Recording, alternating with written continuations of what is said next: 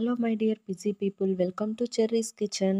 ఈరోజు నేను ఆలూతో ఒక మంచి హెల్తీ బ్రేక్ఫాస్ట్ని చూపించబోతున్నాను.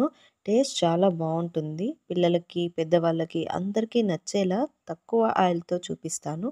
మరి లేట్ ఎందుకు, ప్రాసెస్లోకి వెళ్ళిపోదాం. దీనికోసం ముందుగా ఒక కుక్కర్లోకి ఉల్లగడ్డలు తీసుకొని వేసుకోవాలి. తర్వాత ఒక టీ స్పూన్ సాల్ట్ వేసుకొని వాటర్ వేసుకొని ఉడికించుకోవాలి. ఒక 3 విజిల్స్ వచ్చిన తర్వాత గాలిపోయేంత వరకు పక్కన పెట్టుకోవాలి. తర్వాత ఈ ఆలూని తీసుకొని ఈ విధంగా పొట్టు తీసుకోవాలి.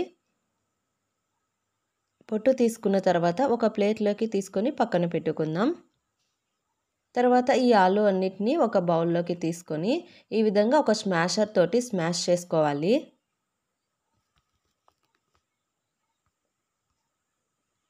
ఈ విధంగా స్మాష్ చేసుకున్న తర్వాత ఇందులోకి 1 టీ స్పూన్ పసుపు వేసుకోవాలి. అదేవిధంగా 1 టీ స్పూన్ కారం వేసుకొని మనం పచ్చిమిర్చిని మిక్సీలో వేసుకొని ఇలా మెత్తగా పేస్ట్ చేసుకోవాలి. ఈ పేస్ట్ని కూడా ఒక 2 స్పూన్లు వేసుకోవాలి. తురుముకున్న క్యారెట్ని కూడా ఒక 3 స్పూన్లు తీసుకొని ఇందులో వేసుకొని బాగా కలుపుకోవాలి. 1/2 టీ స్పూన్ సాల్ట్ను కూడా వేసి బాగా మిక్స్ చేసుకోవాలి.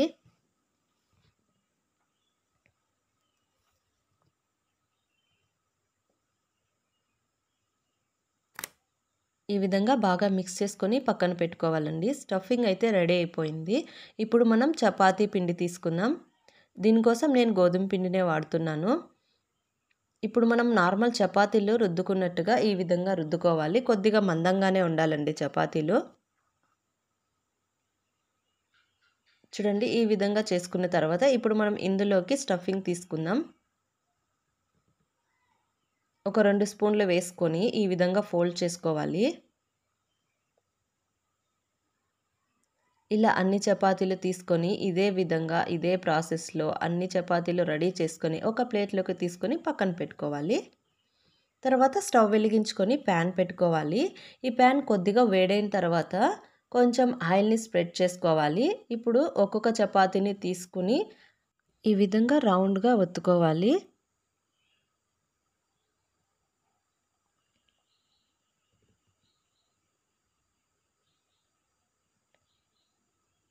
ఇలా ఒత్తుకున్న తర్వాత 2 వైపులా ఎర్రగా కాల్చుకోవాలి.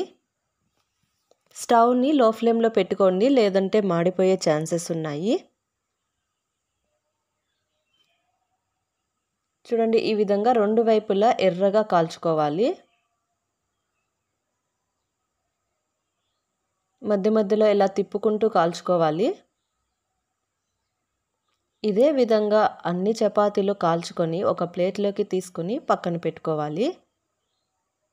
చూడండి, ఆలూ చపాతీ రెడీ అయిపోయింది. మీరు కూడా ఒకసారి ట్రై చేసి మీకు ఎలా కుదిరిందో కామెంట్ బాక్స్లో తెలియజేయండి. మరిన్ని మంచి వీడియోస్తో మళ్ళీ కలుద్దాం.